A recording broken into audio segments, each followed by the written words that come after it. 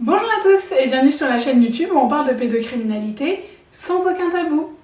Aujourd'hui, je commence la série de 10 vidéos qui vont regrouper les phrases que les victimes aimeraient dans l'idéal entendre lorsqu'elles parlent et brisent le silence pour la première fois.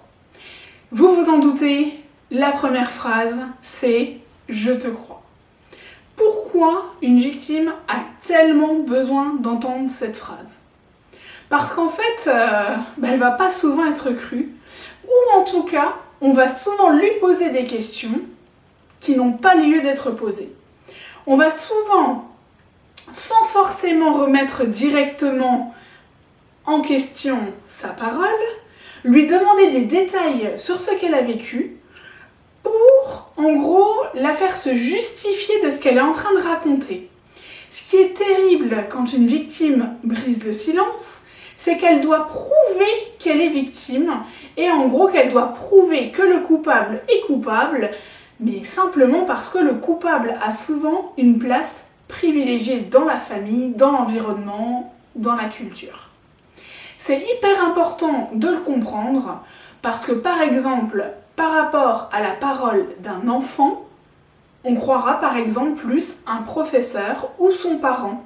Et pourtant, l'enfant est peut-être en train d'alerter sur quelque chose de totalement vrai.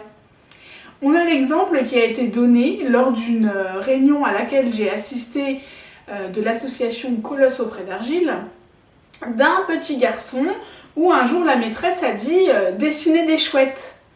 Et en fait, le petit garçon a dessiné une chouette. Mais pour lui, une chouette, c'était un organe génital masculin. Parce que son agresseur lui disait « Viens, on va jouer avec la chouette ».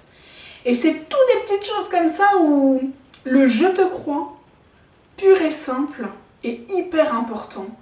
Ne demandez pas à la victime de se justifier qu'elle est en train de vous dire la vérité. Et attention, parce qu'on peut dire « je te crois », mais derrière on peut ajouter « oui, mais ». Et ce « oui, mais » peut tout casser. Il peut tout casser parce que vous avez dit à la victime « je te crois », oui mais pourquoi tu n'as pas parlé avant, oui mais pourquoi tu l'as pas dit, oui mais pourquoi tu lui as pas dit non. Et à ce moment-là, vous allez faire culpabiliser la victime. Un simple « je te crois », c'est hyper précieux, c'est un trésor pour la victime. Et de tout ça va en découler l'avenir. Ça veut dire que si par exemple, une victime vient vous parler et vous lui dites pas je te crois puis vous remettez en cause, parce que quand je dis je te crois c'est une manière de parler naturellement, vous n'êtes pas obligé de lui dire littéralement cette phrase mais en tout cas il va falloir lui faire sentir que vous la croyez. Et vraiment dur comme fer, hein. C'est pas genre je te crois, oui mais comme je le disais tout à l'heure. Et pourquoi c'est très important? Parce que si vous remettez en doute sa parole, si ça se trouve la victime ne brisera plus jamais le silence. Moi, la première fois que j'ai parlé, on a remis en doute ma parole. J'ai mis 9 ans à en reparler pour la deuxième fois. Pourquoi? Comme on ne m'a pas vraiment cru, comme on a remis en question ma parole, et pire, comme on m'a en partie cru, mais qu'on n'a rien fait, est-ce que vous croyez réellement que la deuxième fois où j'en ai parlé, j'étais sereine? Non, parce que je me suis dit, le schéma va forcément se répéter une deuxième fois. Mais c'est exactement comme ça que humainement tout le monde raisonne, ce qui paraît totalement logique. Quand on voit sur les réseaux sociaux que voilà une fille s'est fait agresser, par exemple, une femme, une fille, ce que vous voulez, et que les gens disent oui mais t'as vu comment elle était habillée. Ok, vous lisez ça, vous n'avez rien vécu.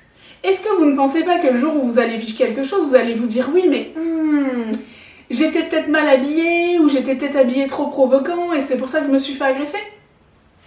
Une victime va raisonner de la même manière. Une victime va se dire, la première fois que j'ai parlé, on a remis en cause ma parole, ou en tout cas on m'a posé des questions qu'on n'aurait pas dû me poser, on aurait dû juste dire « je te crois ». La deuxième fois qu'elle va parler, elle va déjà avoir moins confiance, etc. Et surtout, moi je sais que pendant 9 ans, je suis passée par des choses très compliquées. Alors que si on la croit tout de suite, alors on peut surtout agir tout de suite.